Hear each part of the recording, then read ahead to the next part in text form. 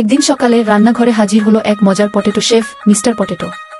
মার পটেটো বলল, আজ আমি বানাবো ম্যাজিক সালাদ। হি হি হি।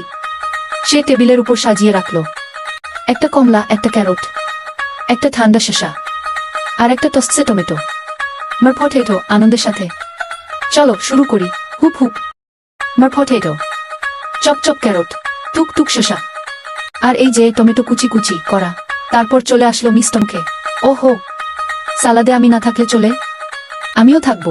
মার পটেটো হাসতে হাসতে বলল, চলো চলো সবাই মিলে বানাই হাসির সালাদ। সবজি কাটা শেষ, এখন সব মিশিয়ে একটুখানি লবণ আর ভালোবাসা। মার পটেটো গর্বিত গলায়, দেখো, এটা তো একদম ম্যাজিক সালাদ। খাও আর হাসো, হাসির সালাদ। মার পটেটো শেষে বলে, পরের বার বানাবো পাগল পাস্তা, তখন আবার দেখা হবে। বন্ধুরা, তোমরা এরকম মজার মজার ভিডিও দেখার জন্য চ্যানেলটি সাবস্ক্রাইব করে দিও এবং একটি লাইক দিয়ে দিও।